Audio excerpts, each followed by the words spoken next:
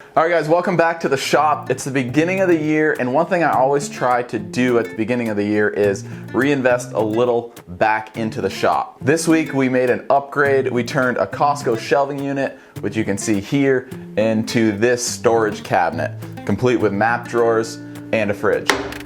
Ooh.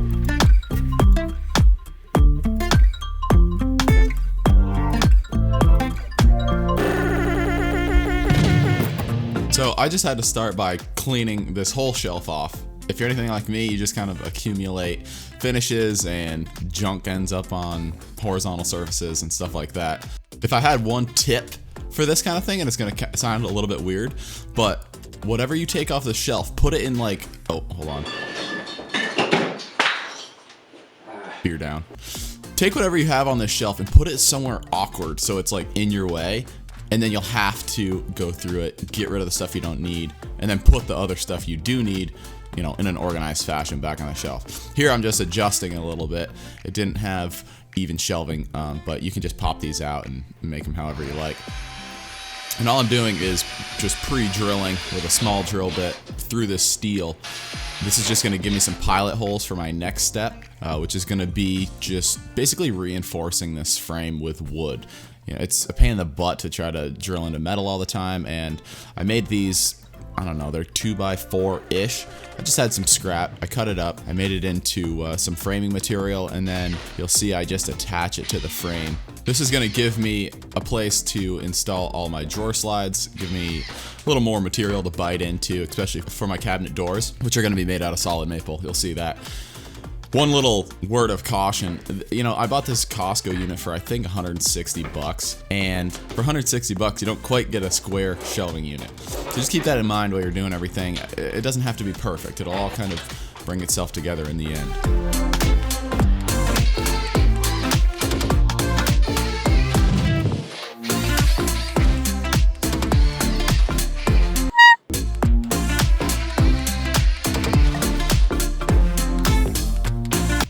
I did something similar here at the top. I made some longer pieces and I left that top shelf down about 8 inches. So I was able to kind of make a frame for the top piece here. The shelf didn't go all the way to the ceiling and I needed a little extra headroom for some of the stuff I was gonna put up there. So I decided to just extend it up another couple feet. That'll give me another opportunity to make some doors. And here I'm installing what I'm calling the face frame. It's just a little bit of trim to cover up those metal rails. Trying to get that guy nice and centered. Sweet. And I'm just using a Forstner bit here to make a little bit of a recess for my screws. I actually ended up using self-tapping metal screws for this. And that way I didn't have to drill any pilot holes. I could kind of get them a little more centered just based on feel. And this is just a little bit of leftover maple and I edge banded it with some mahogany edge banding. Should fit in with my theme in the shop pretty well. And I went all the way up each side, and what you'll see is I go across the top also. I didn't use any pieces in between. You'll see in the end there's some black shelf metal showing still. I thought it looked good, so I didn't bother making any thin pieces to go between the drawers. And I went ahead and put finish on it after it was installed, just because I had other stuff to do on the shelving unit. I figured I'll install it, throw finish on it. While that dries, I can move on to something else.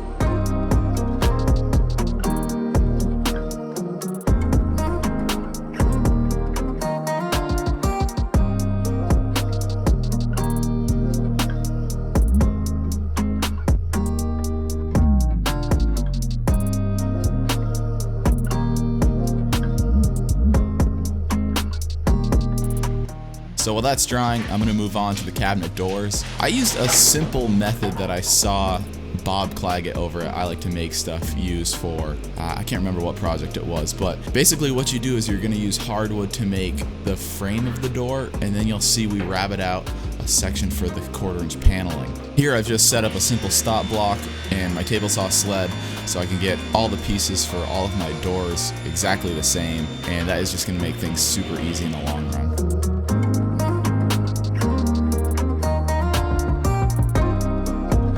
I'm gonna put this door frame together using pocket holes, and if you've ever used them, you know they slip a lot, but here's a huge tip. So I put clamps here, here, and here on my flat workbench to hold everything together while I screw it together. I didn't use any glue. This helped a ton with keeping those joints nice and flat. Unfortunately, my battery on the camera died like right as I was screwing those together, but I promise it does work. It's much better than just like the Craig clamps that they give you. This is the dado I was talking about that the 1/4" panel is going to set into. It's just a 1/2" rabbiting bit in my palm router. Then I cut out a piece of already finished 1/4" plywood and lay that in there, just secure it using a few pin nails, and these things just came out great. Since I pre-finished the frame and the plywood, as soon as these get pinned together, I can go ahead and drill out the pockets for my hinges. The other thing I'm going to do while I've got the door off the cabinet is drill and install those door handles. These are Bloom soft close hinges, and as soon as I started using the Bloom products, this isn't like sponsored or anything, but you pay a little extra money, but they're fully adjustable, and I just won't really use anything else again because the time it saves using a nice hinge makes up for the expense like in no time. I love the look of just the simple European Amazon basic handles, so I end up buying like a few boxes of these at a time and using them for all my shop projects.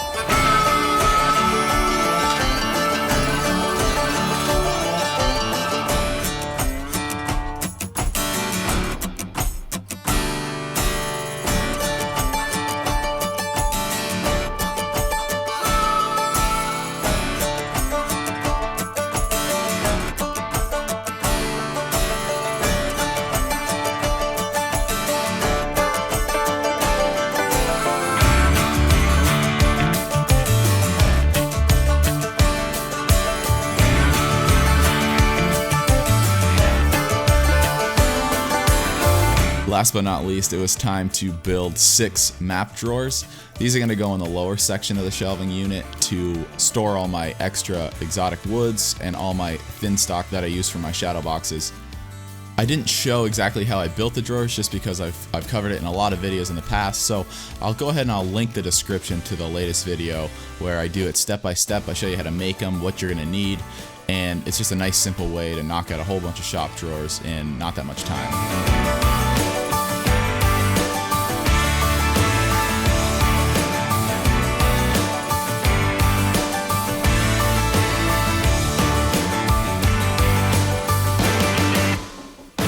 As far as installing the drawer slides, I basically just have a cardboard box there, flattened, so I've got 1/4" space, and I just set that on the bottom, install the first drawer, set it on the next drawer, install the next one, and so on. And so it basically just leaves a 1/4" space between all my drawers and all of the shelves. Worked out great.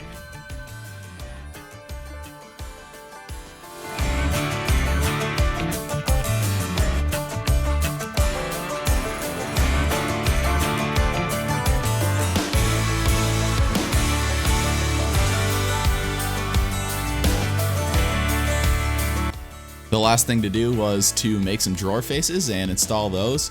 I'm just going to use some more of that 3/4" maple ply, and I'm going to edge band it with mahogany. Same kind of thing as I'm doing with the rest of everything in the shop.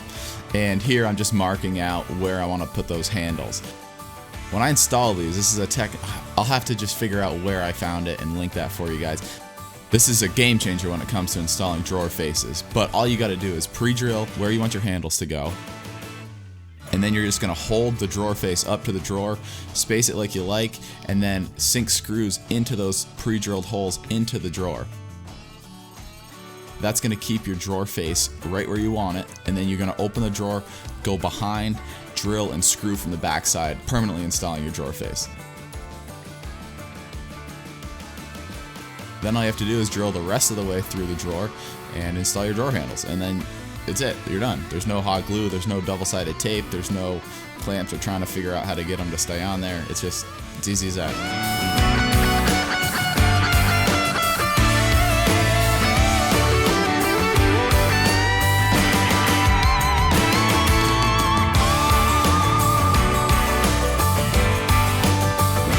I ended up running out of the maple, so I had to go back and knock out a couple more of these doors, but once I installed those, that was it, and this thing is done. I really hope you guys enjoyed this video. I hope it was helpful for you. I think this could be done to basically any shelving unit, whether you get it at Costco, Walmart, Target, or whatever.